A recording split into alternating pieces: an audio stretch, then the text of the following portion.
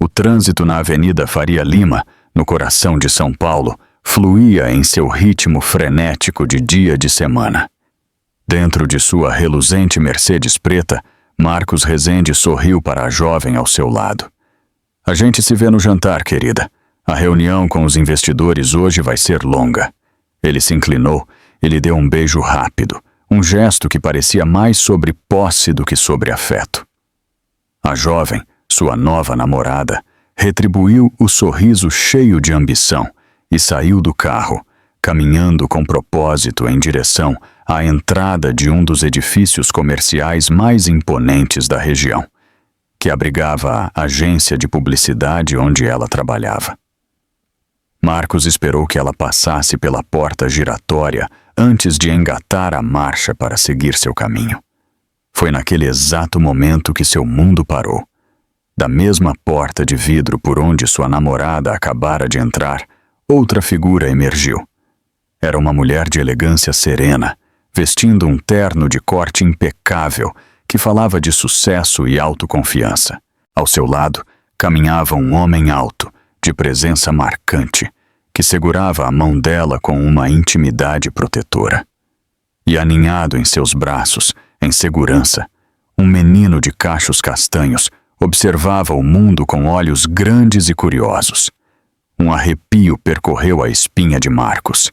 Ele pisou no freio de forma tão abrupta que o carro atrás dele buzinou em protesto. Ele não ouviu. Seus olhos estavam grudados na mulher. O tempo pareceu se contrair, e por um segundo ele não estava mais em São Paulo, em 2025, mas 2 anos antes, na sala de estar de sua cobertura, a poucos quilômetros de distância.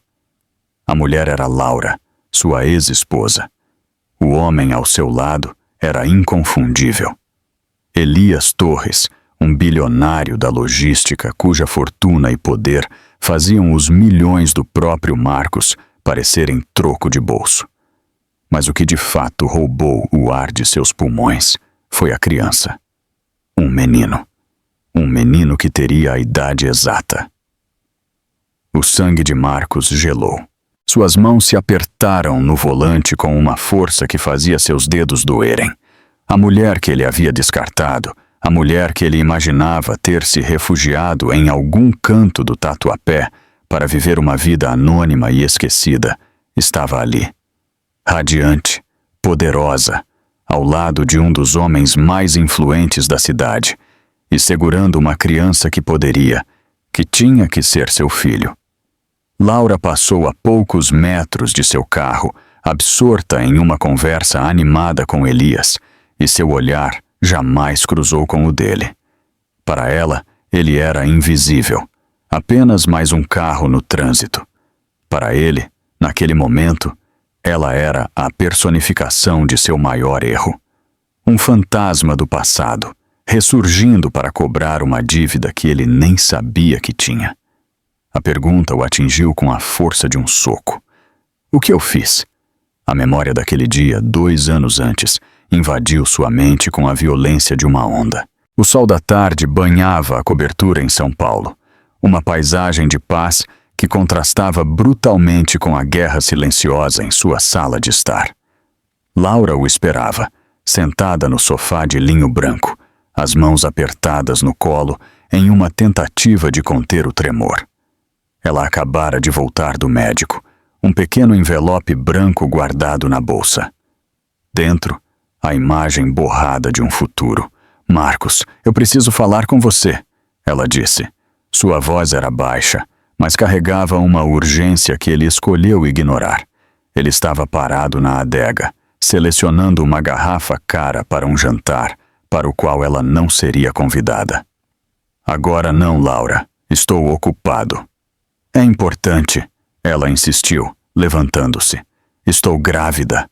As palavras pairaram no ar. Laura o observou, seu coração batendo uma mistura de medo e esperança. Ela ansiava por um sorriso, um abraço, um vislumbre do homem com quem se casara. Em vez disso, ele colocou a garrafa de vinho de volta em seu lugar, com um ruído seco e definitivo. O silêncio que se instalou foi mais cortante do que qualquer palavra cruel. Quando ele finalmente se virou para encará-la, seu rosto era uma máscara de gelo. Isso não faz parte dos meus planos agora. Nossos planos, ela corrigiu, sua voz falhando. Somos um casal, Marcos. Casais se separam, ele retrucou, caminhando até o bar para servir-se de um copo de uísque, e nosso casamento acaba aqui. Eu conheci outra pessoa. Ela é jovem, ambiciosa, não tem bagagem.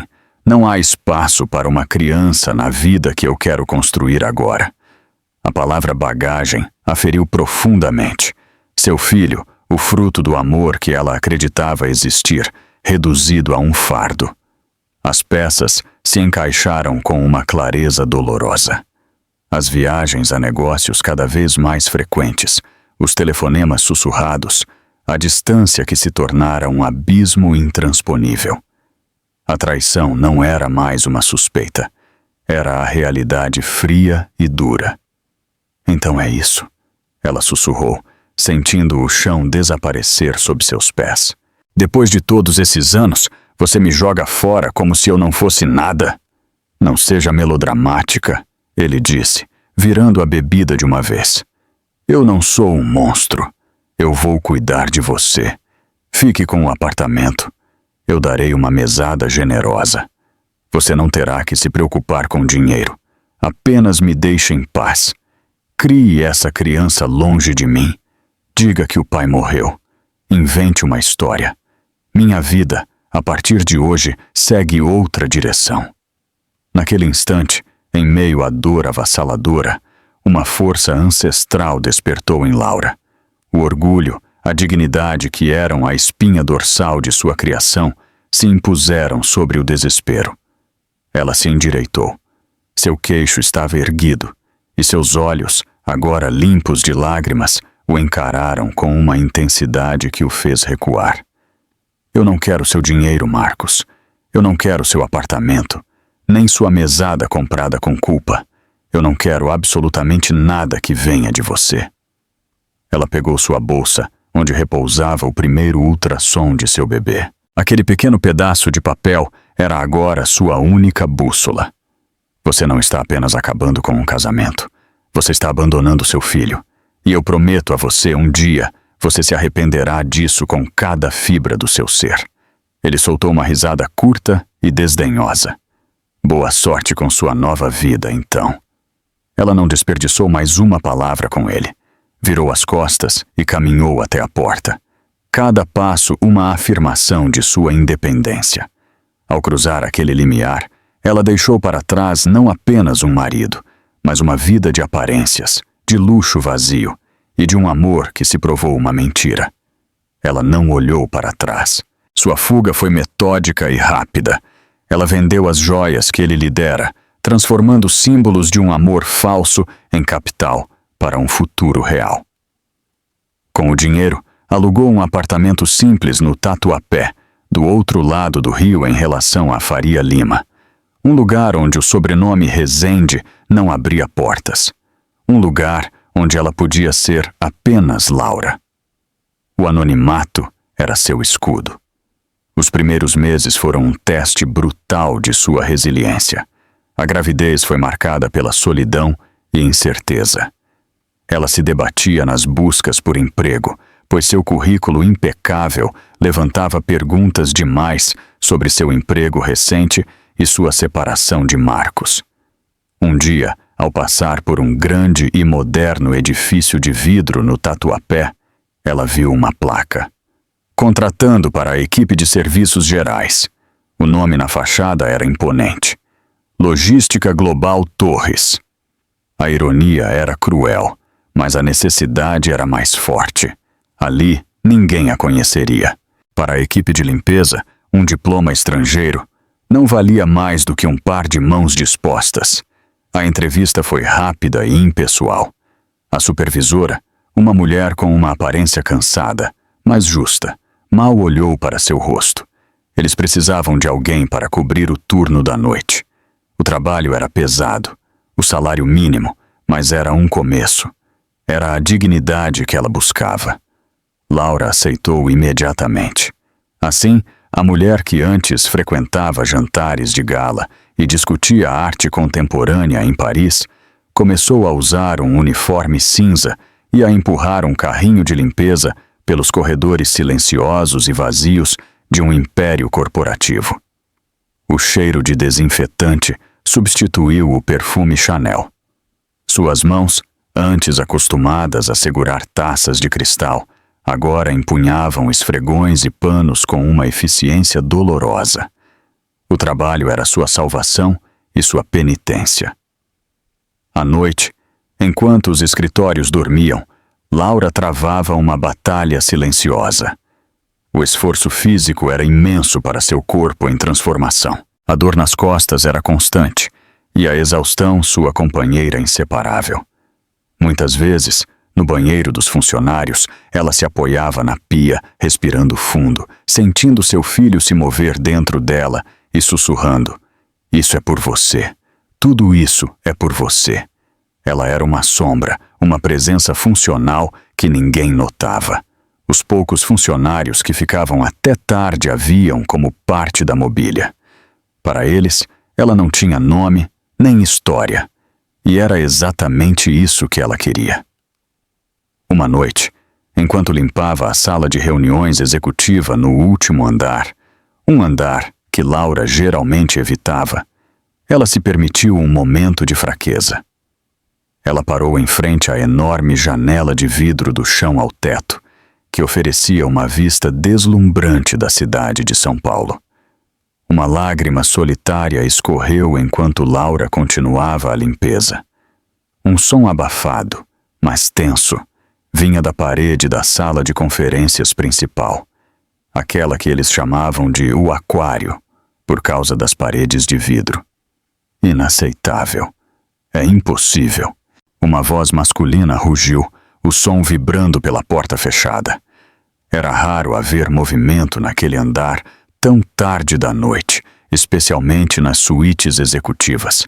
Ela começou a empurrar seu carrinho, querendo apenas passar em silêncio e se afastar daquela energia pesada. No exato momento em que ela passava pela porta de vidro fosco, ela se abriu bruscamente.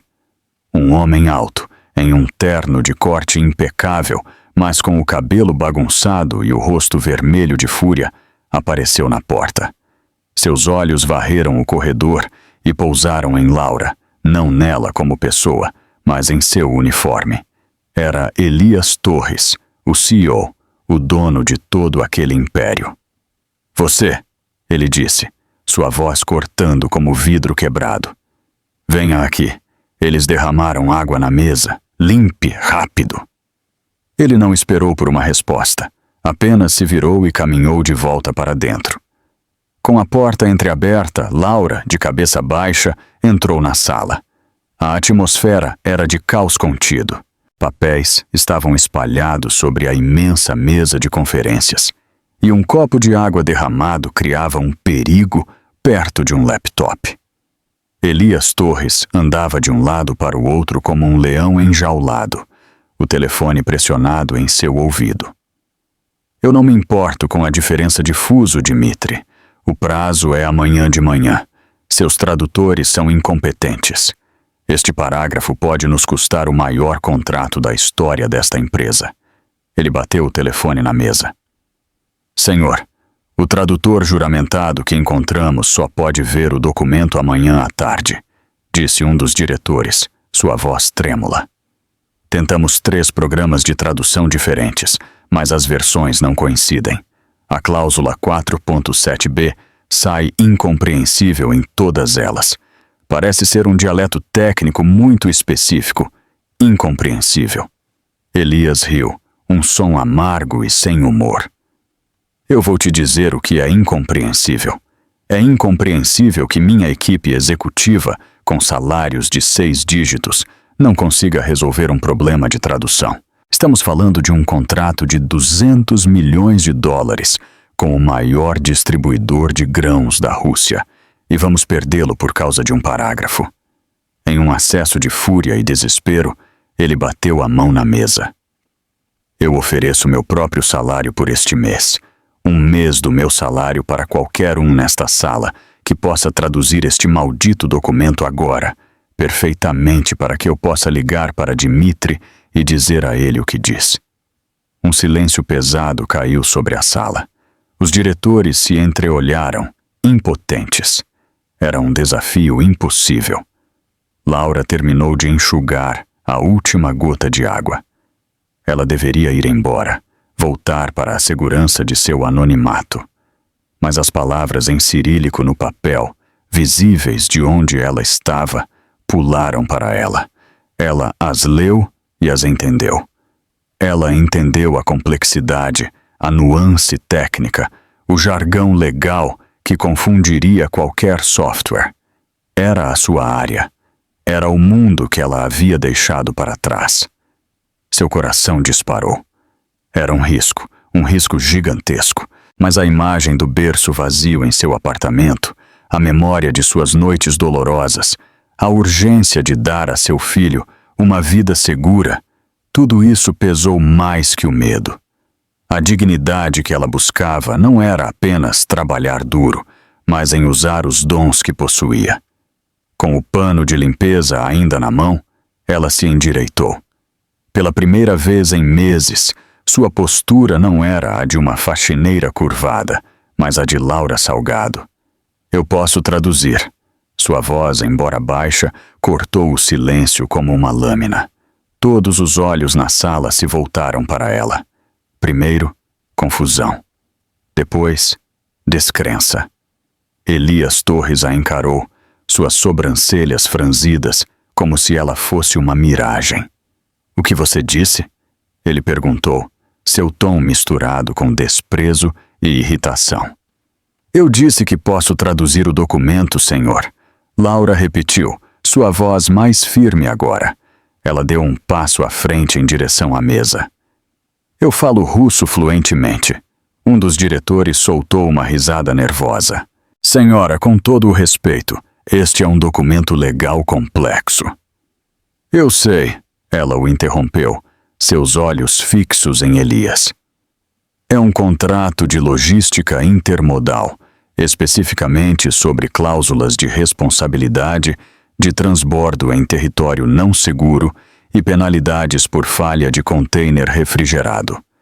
A cláusula 4BC, que o software não entende, usa um termo arcaico do direito marítimo soviético para definir força maior.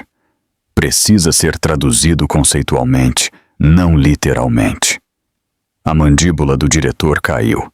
Elias Torres agora a olhava com uma intensidade diferente. A raiva em seus olhos deu lugar a um brilho de choque e curiosidade. Ele a estudou por um longo segundo. A mulher no uniforme cinza, falando com uma autoridade que de forma alguma correspondia à sua posição. Hesitante, mas sem outra opção, ele empurrou o papel sobre a mesa em sua direção. "Traduza." Laura colocou o pano de limpeza na borda do carrinho. Suas mãos, que minutos antes esfregavam o chão, pegaram o documento com uma familiaridade esquecida. Seus olhos escanearam as linhas e as palavras fluíram dela, não em português, mas em inglês perfeito. A linguagem da negociação. Ela não apenas traduziu. Ela interpretou, explicou as nuances, contextualizou os termos, oferecendo a Elias não apenas o texto, mas a arma que ele precisava para sua negociação. Sua tradução era mais clara, mais precisa e mais inteligente do que qualquer máquina jamais poderia produzir. Quando ela terminou, um silêncio atordoado preencheu a sala. Ela havia decifrado o indecifrável em menos de 5 minutos. Elias pegou seu telefone. Ele discou. Quando Dmitri atendeu, ele falou com uma calma letal, usando as exatas palavras e conceitos que Laura havia fornecido. A conversa foi curta. Ao desligar, um sorriso vitorioso, o primeiro da noite, apareceu em seu rosto. "O contrato é nosso", ele anunciou para a sala. Os diretores explodiram em suspiros de alívio. Elias então se virou para Laura. O espanto em seu rosto era genuíno. Quem é você? Ele perguntou, sua voz agora desprovida de qualquer arrogância. Laura olhou para ele. A exaustão da noite, de sua vida, misturada com uma nova e feroz determinação. Ela não era mais uma sombra. Eu sou a mulher que acabou de salvar seu contrato de $200 milhões, ela disse, sua voz calma e inabalável. E você me deve seu salário de um mês. O eco das palavras de Laura pairou na sala de reuniões, carregado de um peso que nenhum dos presentes esperava. Os diretores olharam dela para Elias, de boca aberta, testemunhando uma reversão de poder tão súbita e completa que parecia irreal. A faxineira não apenas salvara o negócio do ano, mas agora estava cobrando, sem um pingo de hesitação. A promessa feita pelo homem mais poderoso da sala. Elias Torres a encarou por um longo momento, o choque inicial dando lugar a uma profunda avaliação. Ele via a fadiga em seus ombros, mas também a espinha de aço que a mantinha erguida. Ele via a simplicidade do uniforme cinza e a complexidade de um intelecto que acabara de superar toda a sua equipe de elite. Ele, um homem acostumado ao controle absoluto, estava completamente desarmado. Um sorriso lento, quase imperceptível, tocou seus lábios. Não era um sorriso de escárnio, mas de admiração genuína. Justo, ele disse, sua voz agora calma e controlada. Uma promessa é uma promessa.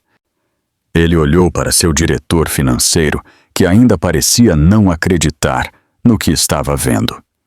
Prepare a transferência, o valor total do meu salário bruto por este mês. Ele então se virou de volta para Laura. O pagamento será processado amanhã de manhã. Eu preciso de seus dados. Eles estão no RH, Laura respondeu, sua calma espelhando a dele. Ela não se permitiu sorrir ou mostrar alívio. Apenas afirmou, como se concluir uma transação daquela magnitude fosse a coisa mais natural do mundo. Ela pegou seu pano de limpeza, colocou-o de volta no carrinho e, com a mesma discrição com que entrou, virou-se para sair. Espere, Elias disse. Qual é o seu nome? Laura, ela respondeu sem se virar. E então desapareceu no corredor, deixando para trás um silêncio denso, cheio de perguntas sem resposta. Na manhã seguinte, Laura acordou com um som de notificação em seu velho celular. Era uma mensagem do banco. Um depósito havia sido feito em sua conta. A quantia era tão astronômica, tão absurdamente maior do que qualquer coisa que ela possuía, que ela teve que olhar 2, 3 vezes para acreditar. Era mais dinheiro do que ela precisaria para cuidar de seu filho por anos. A primeira lágrima de verdadeiro alívio em muitos meses escorreu por seu rosto. Era segurança. Era um futuro. Era a prova de que sua coragem não fora em vão. Mais tarde, naquele mesmo dia, enquanto ela se preparava para mais uma noite de trabalho, seu telefone tocou. Era um número desconhecido. Hesitante, ela atendeu. Laura, aqui é Elias Torres. Seu coração deu um pulo. Senhor Torres, por favor, me chame de Elias. Eu liguei para confirmar que o pagamento foi feito, mas também para fazer uma proposta. O contrato com os russos foi assinado graças a você, mas ele é complexo e terá ramificações por meses. Eu preciso de alguém que entenda as nuances do idioma e da cultura deles para acompanhar as negociações. Alguém em quem eu possa confiar. Houve uma pausa. Eu gostaria de lhe oferecer um contrato de tradutora freelancer. Você trabalharia diretamente comigo neste projeto. A taxa será substancial. Laura sentou-se na beira da cama, o peso da oferta pousando sobre ela. Deixar o anonimato? Trabalhar ao lado do CEO era um risco, mas também era a oportunidade de usar suas habilidades, de ter um trabalho que não quebraria seu corpo, especialmente agora, com a gravidez avançando. Eu aceito, ela disse, sua voz firme. O acordo foi selado. Laura não precisou mais usar o uniforme cinza. A partir daquele dia, ela começou a frequentar o último andar do edifício da logística global Torres, não como uma sombra invisível, mas como uma consultora essencial. Os mesmos diretores que a olharam com desdém agora a cumprimentavam com respeito cauteloso. Elias era um chefe exigente, mas justo, e sua curiosidade sobre ela era palpável. Durante as longas horas de trabalho, analisando cláusulas e participando de videoconferências com Moscou, ele a observava. Ele notou a forma como ela alternava de português para inglês e para russo com uma fluência impressionante. Ele notou sua inteligência estratégica, sua capacidade de antecipar problemas e sua calma sob pressão. Aquela mulher era um enigma. "Onde você aprendeu a falar russo assim?" ele perguntou um dia, depois de uma chamada particularmente tensa que ela conduziu com maestria. Laura hesitou por um momento. "Eu morei em São Petersburgo por 2 anos. Fiz parte do meu mestrado em relações internacionais lá." A revelação pegou Elias de surpresa.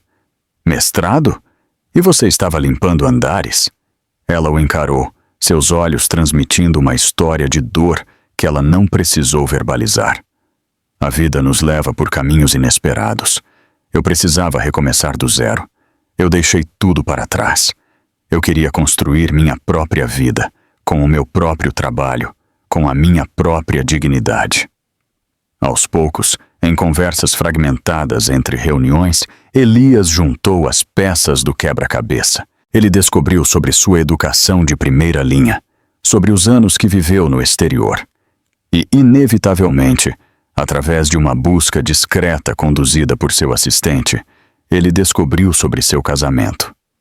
Laura Salgado Rezende, a ex-esposa do empresário Marcos Rezende. Um dia, ele a confrontou, não com acusação, mas com curiosidade genuína. "Você foi casada com Marcos Rezende?" Laura não se encolheu. "Sim, eu fui." "O que aconteceu?" ele perguntou, sua voz suave. Ela respirou fundo, decidindo dar a ele a parte da verdade que importava. Ele decidiu que queria uma vida diferente, com uma pessoa diferente. E eu decidi que não queria nada que viesse dele. Então eu saí, apenas com o que eu podia carregar. Eu queria construir minha própria vida. Ela não mencionou a traição. E mais importante, ela não mencionou a gravidez. Para ela, seu filho era seu santuário, um assunto íntimo demais para ser compartilhado naquele ambiente profissional. Ela temia o julgamento, os rumores, a possibilidade de ele haver como uma complicação. A mesma palavra que Marcos havia usado para descartá-la. A revelação transformou a forma como Elias a via. A admiração que ele sentia por sua competência agora se misturava a um profundo respeito por sua força de caráter. Aquela mulher não era apenas brilhante. Ela era uma sobrevivente. Uma fênix que ele tivera a sorte de encontrar nas cinzas. E pela primeira vez em sua vida, focada em negócios e lucros, Elias Torres sentiu o desejo de proteger e cuidar de algo muito mais valioso do que um contrato multimilionário. Capítulo 4. A ameaça e o escudo. A proximidade de Elias era um bálsamo e um tormento para Laura. Trabalhar ao lado dele, sentir sua admiração e respeito, despertou em seu coração sentimentos que ela pensava estarem adormecidos para sempre. Sim, ela estava se apaixonando por Elias, mas esse sentimento crescente era acompanhado por um pânico arrepiante. Havia um segredo entre eles, um segredo que estava visivelmente crescendo a cada dia. Sua barriga, agora no 6º mês de gravidez, não podia mais ser disfarçada por blazers folgados ou vestidos de corte império. Era uma verdade física, uma presença constante que a lembrava de sua vulnerabilidade. Contar a ele parecia impossível. Como explicar que ela escondera algo tão fundamental? E se ele a visse como desonesta? Ou pior, como um problema. Uma complicação com a bagagem de outro homem. O medo a paralisava. Enquanto Laura brilhava na suíte executiva, as sementes da inveja germinavam nos andares inferiores. Sua ascensão meteórica, de faxineira a confidente do CEO, era o principal assunto nos cafés e corredores.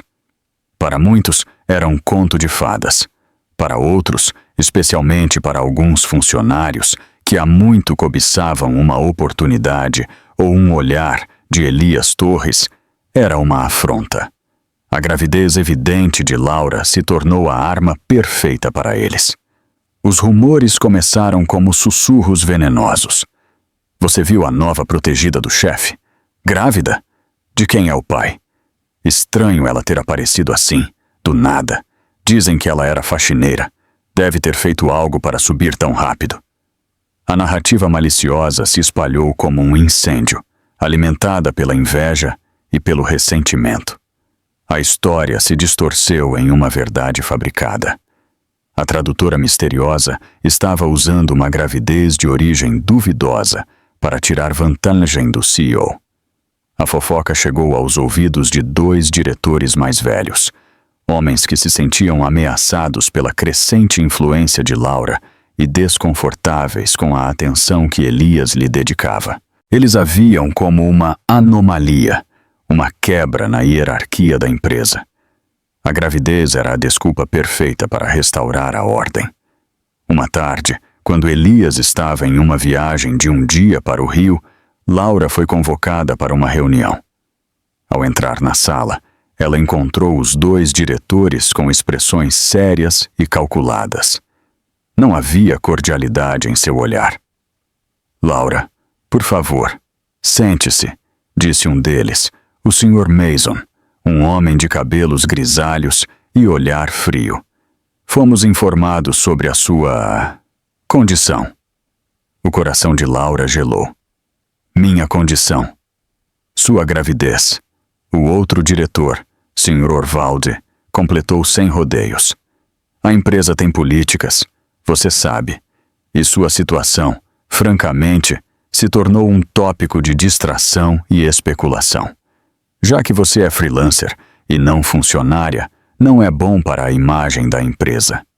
"Meu trabalho tem sido impecável", Laura respondeu, sua voz firme apesar do tremor em suas mãos.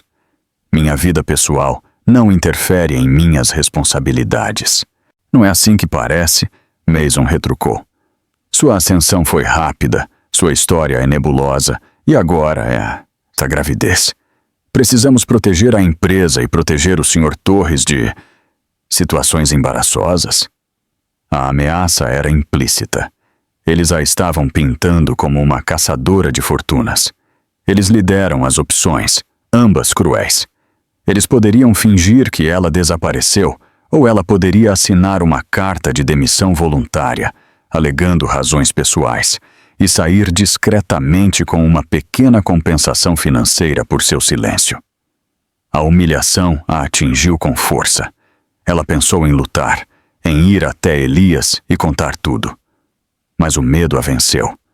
O medo de que ele, ao saber da gravidez por terceiros, em meio a tantos rumores, acreditasse na versão deles. O medo de ter que se justificar, de parecer fraca, de ver a admiração em seus olhos se transformar em pena, ou pior, desconfiança. A ferida deixada por Marcos ainda estava sensível. Ela não suportaria outra rejeição. Com a cabeça baixa e a alma em pedaços, ela pegou a caneta. Ela assinou sua própria sentença, sentindo-se tão desamparada quanto no dia em que foi abandonada. Capítulo 5. O acerto de contas. Elias voltou no dia seguinte, ansioso para discutir os próximos passos do projeto russo com Laura. Chegando em seu andar, ele encontrou um silêncio estranho. A mesa dela estava vazia. "Onde está Laura?" ele perguntou à sua secretária. A secretária evitou o olhar dele. "Ela pediu demissão, senhor. Ontem à tarde, ela deixou esta carta." Elias pegou o envelope, incrédulo. A carta era curta, formal e impessoal. Devido a razões pessoais, apresento minha demissão. Não fazia sentido. Eles estavam no auge de um projeto. A relação deles se aprofundava a cada dia. Por que ela iria embora assim, sem uma palavra, sem um telefonema? Ele ligou para o celular dela. Caixa postal. Ele ligou de novo. E de novo. Nada. Confuso e com uma sensação ruim no estômago, ele convocou Mason e Valdez. O que aconteceu aqui? Por que Laura pediu demissão? Os dois diretores trocaram um olhar ensaiado. Sr. Torres, Mason começou, com falsa solenidade. Foi uma situação delicada. Descobrimos que ela está grávida. Elias sentiu um soco no estômago. Grávida? E o que isso tem a ver com alguma coisa? Bem, Valdez continuou. Ela escondeu isso de todos. E com os rumores circulando, pensamos que ela se sentiu pressionada e preferiu sair. Nós não sabemos quem é o pai. Ela foi casada com o Rezende, mas parece que ela esteve envolvida com outros homens. Parece uma situação complicada. A mente de Elias começou a girar, conectando os pontos da maneira mais dolorosa possível. Ela escondeu a gravidez dele. Ela, que lhe contara sobre ser abandonada, estava grávida de outro homem. Quem? Que homens? Um namorado secreto que ela nunca mencionou? Ou pior, a linha do tempo era apertada. Ela teria traído o ex-marido, engravidado de outro e depois sido abandonada por ambos? A mulher que ele colocou em um pedestal de integridade e força de repente parecia uma mentirosa, uma manipuladora. A admiração que ele sentia se transformou em amarga decepção. Ele se sentiu um tolo que quase se apaixonou por uma farsa bem construída. A dor da traição, mesmo que imaginada, o cegou. Ele não questionou a versão dos diretores. Ele apenas sentiu a raiva e a desilusão tomarem conta. Em um gesto de orgulho ferido, ele abriu sua lista de contatos, encontrou o nome Laura e com um dedo trêmulo de fúria, apertou deletar. Ele a apagou de seu telefone e com a mesma determinação jurou a si mesmo que a apagaria de sua vida. Epílogo. O poder da verdade. A noite caiu sobre a cidade, mas para Elias, a escuridão estava dentro de seu escritório. O uísque no copo não conseguia acalmar o amargor que sentia. Ele andava de um lado para o outro, a imagem de Laura em sua mente se fragmentando. A mulher brilhante e íntegra que ele admirava agora se fundia com a imagem de uma estranha, cheia de segredos. Ele pegou o telefone e ligou para seu melhor amigo, precisando desabafar, para liberar a confusão que o consumia. Eu não entendo, Ricardo, ele disse, sua voz tensa de frustração. Ela simplesmente desapareceu. E a história toda. Grávida. Ela nunca me disse uma palavra. Eu me sinto um idiota. Eu estava prestes a me envolver de verdade. E ela estava mentindo para mim o tempo todo. Quem faz isso? Naquele exato momento, a porta do escritório se abriu silenciosamente. Era Saída, com seu carrinho de limpeza, pronta para começar o turno da noite. Ela parou na entrada, ouvindo o nome de sua amiga ser mencionado com tanta dor e raiva. Seu instinto era recuar, não interferir.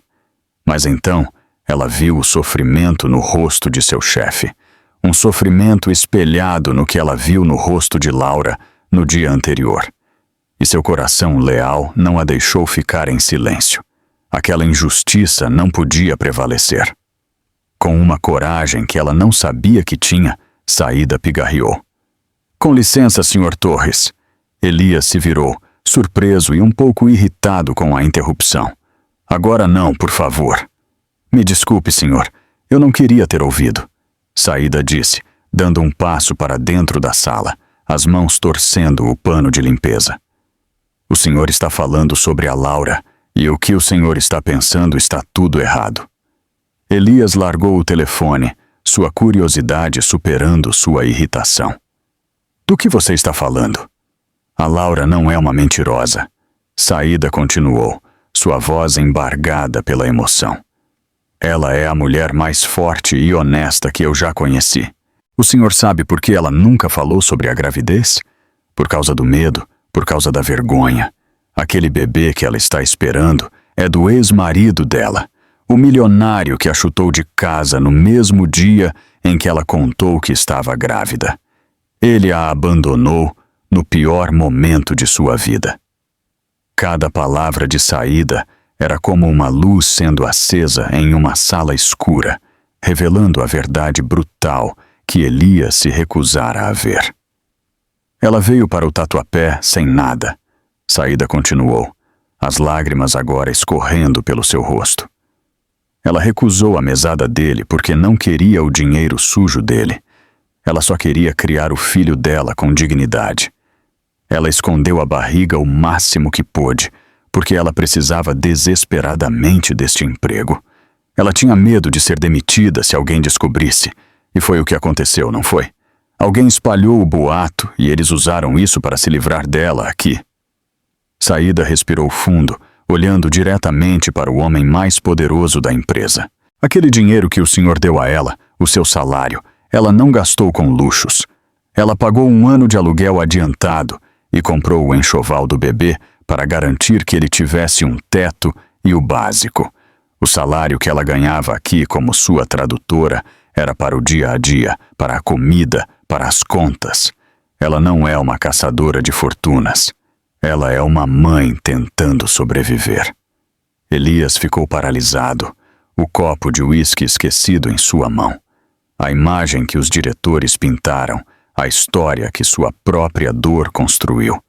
Tudo desmoronou. Ele não via uma mentirosa. Ele via uma mulher aterrorizada, lutando contra o mundo sozinha, tentando proteger a si mesma e seu filho, da mesma forma que um animal selvagem protege seus filhotes. Ele a havia julgado com a mesma crueldade que o mundo já a havia julgado. A emoção o atingiu com a força de uma onda, uma mistura de vergonha, arrependimento e uma admiração ainda mais profunda do que ele sentira antes. "Onde ela está?" ele perguntou, sua voz rouca. "Eu preciso do endereço, o telefone dela, por favor."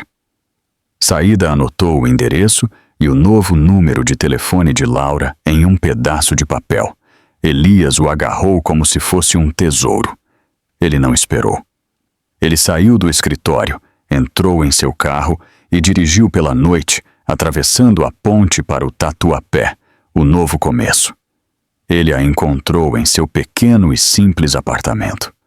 Quando Laura abriu a porta e o viu parado ali em seu corredor, seu rosto empalideceu. Ela se encolheu instintivamente, uma das mãos protegendo a barriga, esperando o golpe final, a acusação, a confirmação de todos os seus medos. Mas em vez de raiva, os olhos de Elias estavam cheios de um profundo arrependimento. "Laura", ele disse, sua voz suave, "podemos conversar?" Naquela noite, eles não jantaram em um restaurante caro, mas pediram uma pizza simples que comeram na pequena mesa da cozinha dela. E ali, sob a luz fraca, Laura finalmente abriu seu coração.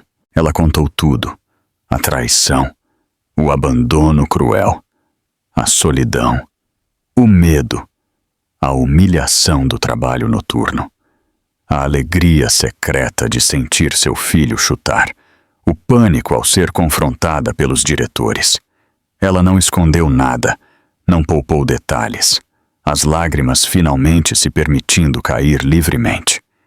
Elias ouviu cada palavra, seu coração se partindo e se reconstruindo com cada revelação. Quando ela terminou, ele estendeu a mão por cima da mesa e hesitantemente cobriu a mão dela. "Eu fui um idiota, Laura. Eu deveria ter confiado em você, no que eu vi em você, e não na versão que eles me contaram. Eu sinto muito por ter duvidado de você, mesmo que por um instante." Ele fez uma pausa, seu olhar intenso. "O que eles fizeram com você foi baixo e covarde, e não vai ficar sem resposta. Mas primeiro, eu quero fazer as coisas certas com você. Eu ainda preciso de você. Ele continuou. O projeto russo precisa de você. Eu quero que você volte a trabalhar para mim, mas nos seus termos, como uma tradutora freelancer remota, trabalhando de casa, respeitando sua gravidez, sua agenda, seu bem-estar, longe dos rumores, longe da política suja da empresa. Apenas você e eu tocando este projeto juntos. Laura olhou para os olhos dele, avermelhados pelas lágrimas, mas agora brilhando com uma nova esperança. A oferta dele não era apenas um emprego. Era um pedido de desculpas. Era um gesto de confiança. Era respeito. Era ele dizendo que via tudo nela, sua história, sua dor e sua força. E ele não tinha medo. Pela primeira vez, desde que sua vida desmoronou, ela sentiu que podia respirar. Laura aceitou a oferta de Elias com um aceno de cabeça. As lágrimas ainda molhadas em seu rosto eram agora lágrimas de alívio, não de dor. Naquele pequeno apartamento no Tatuapé, em meio a caixas de pizza e verdades expostas, eles selaram um novo pacto, um que ia muito além de um contrato de trabalho. Era um pacto de confiança e respeito mútuo. Capítulo 6. O desdobramento da confiança. Os 3 meses seguintes foram um período de cura e transformação silenciosa. Trabalhando de casa, Laura floresceu. Longe de olhos curiosos e sussurros venenosos, ela se dedicou ao seu trabalho com a mente focada. Enquanto vivenciava os estágios finais de sua gravidez, com a paz que lhe fora roubada, a comunicação com Elias era diária, uma mistura constante de negócios e conversas pessoais. As videoconferências sobre o contrato russo frequentemente se estendiam, transformando-se em longos bate-papos sobre a vida, sonhos e medos. Elias, por sua vez, tornou-se uma presença constante e gentil na vida dela. Ele não era invasivo, mas seu cuidado se manifestava em pequenos gestos. Uma entrega de seu restaurante favorito quando ele sabia que ela estava cansada. Uma mensagem de texto perguntando se ela precisava de alguma coisa ou simplesmente sua disposição para ouvir. Ele respeitava a barreira que ela ainda mantinha ao redor de seu coração, mas com paciência e consistência, ele a desmantelou lentamente. Quando o pequeno Arthur nasceu, um menino saudável com olhos curiosos e cachos castanhos, Elias foi uma das primeiras pessoas a saber. Ele a visitou no hospital, não como o CEO da logística global Torres, mas como um amigo. Segurando o bebê em seus braços pela primeira vez, uma onda de proteção o invadiu. Um sentimento que nada tinha a ver com obrigação e tudo a ver com amor. Ele estava se apaixonando não apenas por Laura, mas pela pequena família que ela representava. Com o passar dos meses, o relacionamento deles evoluiu naturalmente para um namoro. Eles foram discretos no início, mas era impossível esconder a felicidade que ambos irradiavam. Quando a rotina de Arthur foi estabelecida e Laura encontrou uma babá de confiança, recomendada por Saída, ela sentiu que era hora do próximo passo. Elias a convidou a voltar para a empresa, mas não como freelancer. Ele criou uma posição para ela, diretora de Relações Internacionais, um cargo executivo que correspondia à sua capacidade e ao valor que ela trazia para a firma. Capítulo 7. O retorno e o acerto de contas. O retorno de Laura à logística global, Torres, foi como uma onda de choque. Ela entrou no prédio não mais de cabeça baixa, mas erguida, caminhando ao lado de Elias. Sua presença no andar executivo, agora como a parceira do CEO e membro do conselho, silenciou alguns, mas inflamou outros. As críticas eram veladas, mas agudas. Ele a promoveu porque está dormindo com ela. Que homem sério assume uma mulher com o filho de outro homem? Os mesmos diretores que a haviam sabotado, Mason e Valdez, que Elias rebaixara depois de descobrir a verdade, agora lideravam a campanha de difamação silenciosa. Elias estava ciente de cada rumor e de cada olhar de esguelha, mas sua indiferença era sua maior arma. Em uma reunião geral, ele fez questão de apresentar formalmente Laura, não apenas como a nova diretora, mas como sua parceira. Muitos de vocês conheceram Laura em circunstâncias diferentes. Ele disse à equipe, sua voz ressoando com autoridade, mas hoje eu quero que vocês a conheçam por quem ela é, a profissional mais competente que eu já encontrei e a mulher que eu tenho orgulho de ter ao meu lado. Ele segurou a mão dela, o gesto público silenciando a maioria dos críticos. Ele não se importava com o passado dela ou com a origem de seu filho. Ele se importava com a mulher de força inabalável que ela era. Ele a reivindicou com orgulho, e seu orgulho se tornou o escudo dela. Para Laura, sentar-se naquela mesa executiva, no mesmo andar onde ela uma vez esfregou os chãos, era a validação final de sua jornada. Ela não era mais invisível. Ela era vista, respeitada e amada, não apesar de sua história, mas por causa dela. Com o passar dos anos, a poeira baixou, as feridas cicatrizaram, e o amor entre Laura e Elias se aprofundou, solidificado pelo respeito mútuo e pela alegria de criar o pequeno Arthur, que cresceu e se tornou um menino feliz e amado. Foi em uma tarde ensolarada de quinta-feira, quase 3 anos após aquele retorno triunfante, que o passado e o presente colidiram de forma espetacular. A cena era a própria personificação do sucesso de Laura. Ela estava saindo da porta principal da Logística Global Torres, rindo de algo que Elias dizia ao seu lado.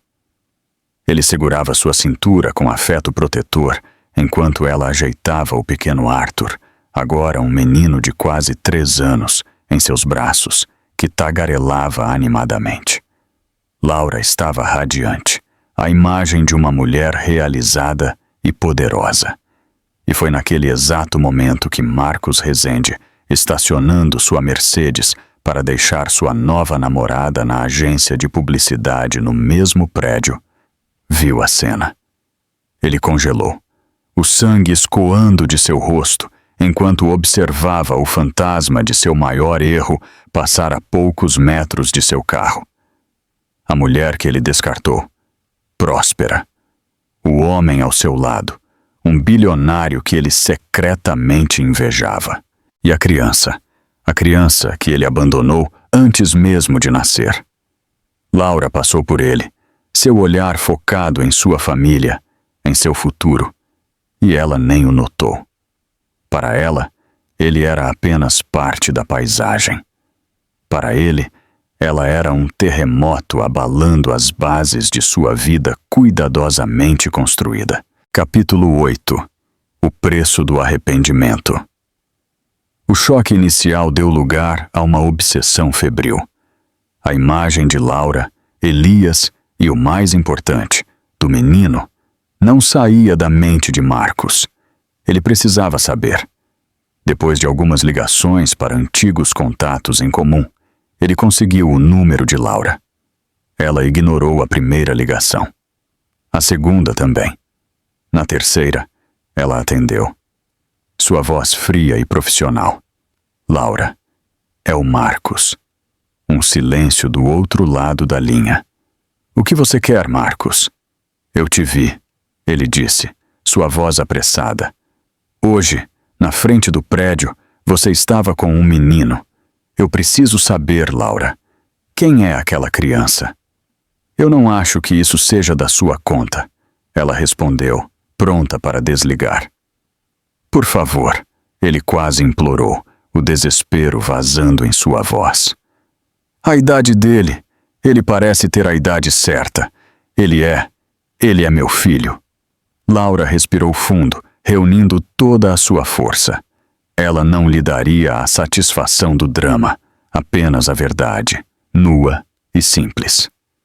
Sim, Marcos, o nome dele é Arthur. E sim, ele é seu filho. O silêncio do outro lado foi a confirmação do impacto. Nos dias que se seguiram, Marcos iniciou uma campanha desesperada para se aproximar. Ele ligou, enviou mensagens, apareceu sem avisar no saguão do prédio dela com presentes caros para Arthur, oferecendo dinheiro, mesada, tudo o que ela uma vez recusara. Laura, com a calma de quem já venceu a guerra, conversou com Elias e tomou uma decisão. Ela permitiria que Marcos conhecesse seu filho, não por ele, mas por Arthur, que um dia teria o direito de conhecer seu pai biológico. O encontro foi agendado em um parque, território neutro. Marcos chegou ansioso, seu coração batendo forte. Ele viu Arthur correndo na grama e seus olhos se encheram de lágrimas. Ele tentou abraçar Laura, mas ela recuou, seu corpo rígido. Ele é lindo, Marcos gaguejou, entregando um enorme urso de pelúcia ao menino que o olhou desconfiado. Sim, ele é. Laura concordou, sua voz desprovida de qualquer emoção. Ele tentou se justificar, falou sobre arrependimento, sobre não saber o que estava fazendo. Laura ouviu em silêncio. Quando ele terminou, ela o encarou com olhos firmes e proferiu as palavras que o assombrariam para sempre. Você precisa entender uma coisa, Marcos. Você não perdeu um relacionamento, você perdeu uma família.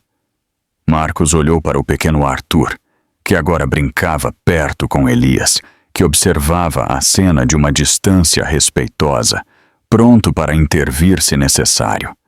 Naquele instante, Marcos viu tudo o que havia jogado fora. Eu posso consertar, Marcos implorou, sua voz embargada, seu orgulho despedaçado em 1000 pedaços. Nós podemos ser uma família de novo. Eu te amo. Laura o observou, e pela primeira vez, ela não sentiu nem dor nem raiva, apenas uma espécie de compaixão triste pelo homem que ele era. Ela balançou a cabeça lentamente, a decisão em seus olhos tão sólida quanto uma rocha. Você não me ama, Marcos. Você ama a ideia do que você perdeu. Você me abandonou no pior momento da minha vida, carregando seu filho. Seu olhar se deslocou para onde Elias estava e um sorriso suave tocou seus lábios. Elias me encontrou no meu ponto mais baixo. Ele me viu quando eu era invisível para o resto do mundo. Ele me pegou e me mostrou o que era verdadeiro respeito e amor, sem pedir absolutamente nada em troca. Pelo bem de Arthur, podemos ser civilizados. Você merece conhecer seu pai biológico, mas é só isso. Meu coração, minha família, eles já têm um lugar e não é com você.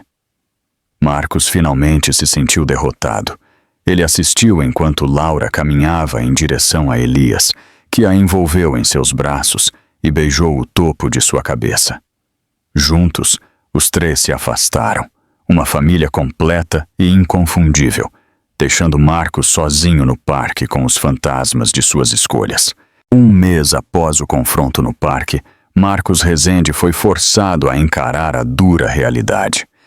Seu acesso a seu filho, Arthur, era inteiramente a critério de Laura, e seu próprio orgulho era um fardo que ela se recusava a carregar. A agenda de visitas era estrita, algumas horas supervisionadas a cada sábado de manhã em um centro infantil, com Laura sempre presente ou ao alcance imediato. Não era a família que Marcos desesperadamente ansiava.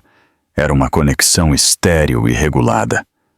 O maior teste de Marcos não era o dinheiro, mas a humildade.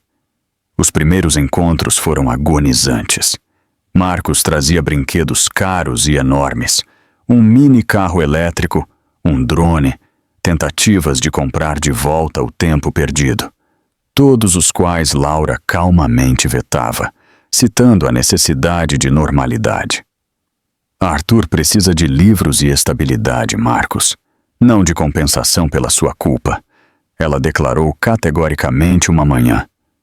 Cuidadosamente verificando o urso de pelúcia que Marcos trouxe para riscos de asfixia. Sua raiva fervia sob a superfície. Ele estava acostumado a comandar salas de reuniões, não a ser policiado pela mulher que ele havia descartado. Ele queria culpar Elias Torres, o bilionário tranquilo que agora ocupava o centro de sua vida anterior. Mas Elias permaneceu invisível. Sua presença um escudo silencioso e formidável ao redor de Laura e Arthur. O ponto de ruptura veio quando Marcos descobriu que Arthur chamava Elias de Leão, um termo carinhoso para papai Elias, um pequeno e íntimo detalhe que rasgou a compostura cuidadosamente controlada de Marcos. Durante uma visita supervisionada, Marcos perdeu o controle. Eu sou seu pai, Arthur. Eu sou seu sangue. Ele insistiu, agarrando o braço do menino com muita força. Arthur, assustado, imediatamente explodiu em lágrimas, instintivamente se estendendo para Laura. A voz de Laura era como gelo. Chega, a visita acabou. Ela pegou a criança que soluçava, seus olhos queimando com uma calma aterrorizante. Você escolheu o título de pai biológico, Marcos, mas o título de pai é conquistado com anos de presença e amor. Você acaba de perder seus direitos de visitação pelo próximo mês. O resultado foi imediato. As ligações e e-mails de Marcos para Laura ficaram sem resposta. Ele se viu diante da consequência final, a exclusão total da vida de seu filho, uma solidão que ele havia criado inteiramente por si mesmo. Capítulo 10. O caminho da aceitação. Diante da ameaça de exclusão permanente, algo finalmente quebrou dentro de Marcos, sua arrogância. Ele não ligou para seu advogado, ele ligou para seu único contato restante, um ex-colega que testemunhou sua queda. Ele procurou terapia não para manipular o sistema, mas para confrontar o medo e o direito profundos que haviam arruinado sua vida. Um mês depois, ele contatou Laura com uma única e humilde carta manuscrita. Eu estava errado. Peço desculpas pelo meu comportamento. Eu respeitarei seus limites e regras. Não trarei presentes ou pressionarei Arthur. Eu me concentrarei apenas em ser uma figura de tio gentil e segura pelo tempo limitado que você me permitir. Eu entendo que tenho que reconquistar sua confiança e aceito que isso pode levar anos. No sábado seguinte, Marcos chegou ao centro sozinho. Ele trouxe um livro sobre construção, um tópico que ele sabia que Arthur amava. Ele falou suavemente, focando inteiramente nos interesses do menino. Ele não mencionou pai, não fez perguntas sobre Elias. Ele era simplesmente Marcos, o homem tranquilo e seguro, lendo histórias. Laura o observou, seus olhos guardados, mas observadores. Ela viu uma mudança genuína. Ela viu um homem lutando contra o homem que ele costumava ser. A visita lentamente recomeçou. Arthur, naturalmente resiliente, começou a gostar de ver Marcos. Ele ainda chamava Elias de Leão, mas ele aceitava a simples presença de Marcos. A dinâmica se instalou em uma paz tensa e cautelosa. Laura manteve a distância, focando em sua carreira e em sua família com Elias. Marcos aceitou seu novo papel, mínimo, sua presença um testemunho de sua aceitação dolorosa. A questão de seu futuro permanece. Pode Marcos continuar a escolher a humildade em vez de seu orgulho ferido? Ou a proximidade com a vida que ele perdeu, o amor entre Laura e Elias, eventualmente o consumirá? E para Laura e Elias, a estabilidade que eles construíram foi testada o suficiente para levar o relacionamento das camas separadas para um compromisso como marido e mulher? A paz cautelosa estabelecida pela rotina de visitas permitiu que Laura e Elias finalmente voltassem sua atenção para si mesmos. Por meses, o vínculo deles foi definido por um propósito compartilhado: proteger Arthur e construir um futuro estável. Eles eram uma equipe inabalável, mas ainda dormiam em alas separadas da cobertura. Em uma noite de sábado, após a visita de Marcos, Arthur foi colocado na cama, dormindo pacificamente. Laura encontrou Elias na biblioteca, um espaço que eles raramente usavam para trabalhar, reservando-o para conversas profundas. Elias levantou a cabeça de um livro, sua expressão aberta e paciente. Ele está dormindo, Laura sussurrou, encostada na porta. Ele parecia feliz hoje. Elias notou, fechando o livro. Marcos está finalmente aprendendo. Sim, ele está. Laura concordou, sua voz cansada. Mas cada visita ainda é um dreno emocional. Me lembra de quanto tempo eu fiquei sozinha e de quanto eu lutei para chegar aqui. Elias se levantou, caminhando em direção a ela. Você não precisa mais lutar, Laura, não sozinha, e certamente não comigo. Ele pegou gentilmente as mãos dela. Nós construímos algo real, algo que resistiu a um terremoto e a um furacão. Nós provamos que somos parceiros para a vida, para o compromisso e para o caos. Mas não nos demos uma chance. A pergunta não dita pairou entre eles. Laura sabia o que ele estava perguntando. Não se tratava de pressa. Tratava-se de reconhecer a realidade deles. Eu te amo, Elias, ela confessou, as palavras sendo aterrorizantes e libertadoras. Mas eu tenho medo de trazer os destroços do meu passado para o seu futuro. Eu tenho medo de que eu só seja boa em ser uma lutadora forte e solitária. Elias sorriu, uma expressão calorosa e reconfortante. Essa lutadora forte e solitária é a mulher por quem eu me apaixonei. E destroços. Nós limpamos os destroços juntos. É disso que se trata a verdadeira parceria. Ele não apressou o momento. Ele simplesmente segurou o olhar dela, um convite silencioso. Naquela noite, pela primeira vez desde que se mudaram para a nova casa, Laura não caminhou de volta para seu próprio quarto. Ela cruzou o limiar para a vida de Elias, não por necessidade ou medo, mas por escolha, selando o vínculo deles com a promessa de um futuro real, não mais definido por alas separadas ou traições passadas. 6 meses depois, a vida havia se instalado em um ritmo de intimidade sem esforço. Laura prosperava como diretora de relações internacionais, equilibrando sua carreira exigente com a vida familiar. Ela e Elias funcionavam como uma verdadeira unidade, a cama que compartilhavam um testemunho do fato de que eles estavam finalmente em casa. A estabilidade que eles haviam criado era palpável e se refletia no comportamento alegre e confiante de Arthur. Marcos, observando a calma, aceitou que a família que ele perdeu agora era a família segura a qual seu filho pertencia. No dia do 5º aniversário de Arthur, Elias não planejou um grande gesto. Ele esperou até que eles estivessem no pequeno parque da comunidade onde eles frequentemente levavam Arthur. Arthur estava absorto em um jogo de pega-pega. Elias se virou para Laura, que observava seu filho com puro amor.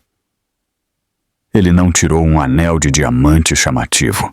Em vez disso, ele enfiou a mão no bolso de seu paletó e tirou um medalhão de prata antigo. Simples, elegante e gasto.